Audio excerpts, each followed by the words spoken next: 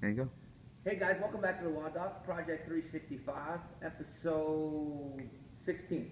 So today what we're going to do is we're going to talk about this muscle called the levator scapulae. And there's a point in there that I've nicknamed the American point because it seems like everybody in America has this. And CrossFitters are no exception. So I want to talk to you about what the levator scapulae is first, do a little bit of anatomy, do a little bit of kinesiology, so that way we have a better idea of how we can tackle it. So I have my assistant Tom come in, and we're just going to show you a little bit of anatomy really quick. So we got shoulder blade, that's what we needed. And shoulder blade kind of looks like a diamond shape or a triangular shaped pattern on the back here. So let's just picture it like that. Now the levator scapulae attaches to that top portion of the inside of the triangle, right? And then it goes up to the top of the neck.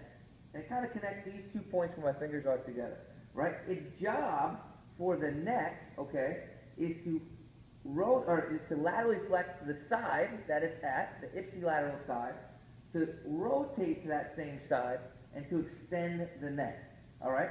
Now, if the neck itself stays static, okay, just like the name applies, it elevates the scapula, right? So, just shrug your shoulders for me. Good.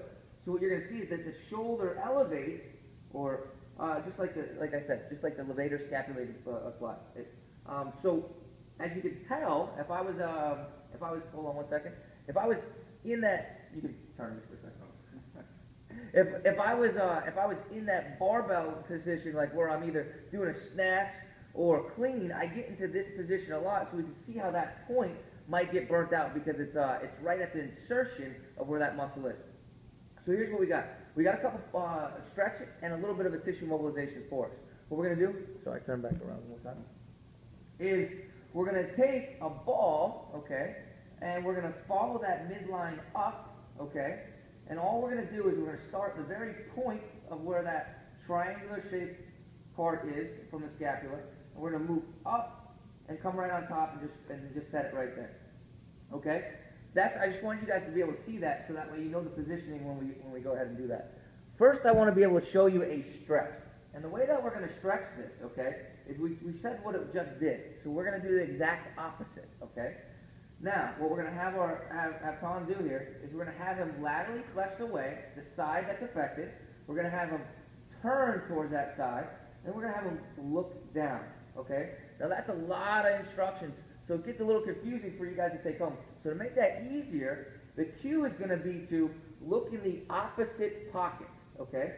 So we're going to have Tom just say, oh, look in the opposite pocket, all right? And you're assuming that you have pain, right? So here's the problem, though, with that. The problem is if we have him do that and his shoulder's all jacked up, what he tends to do is hide his shoulder at the same time. So I'm going to be a super buddy here.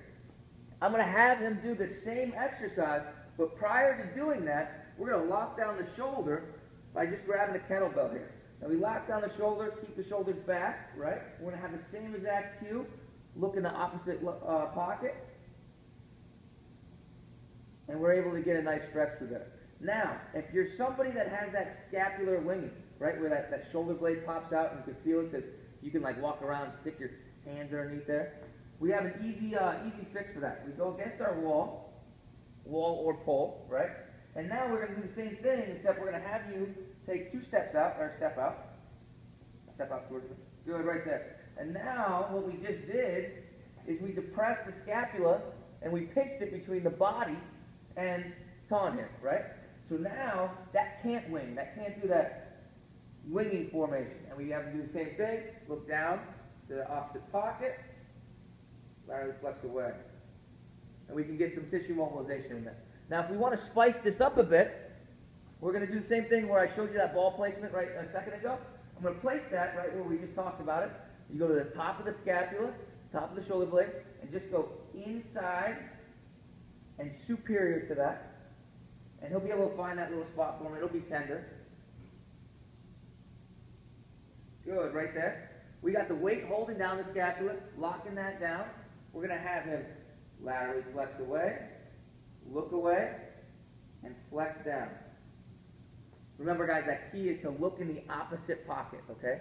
Now, when we do that, we're just going to run through. We have a little ischemic compression right over the tendon. That's going to allow us to tissue mobilize right there, and get some really good stretch in there. So guys, until tomorrow, we're optimizing function to optimize performance.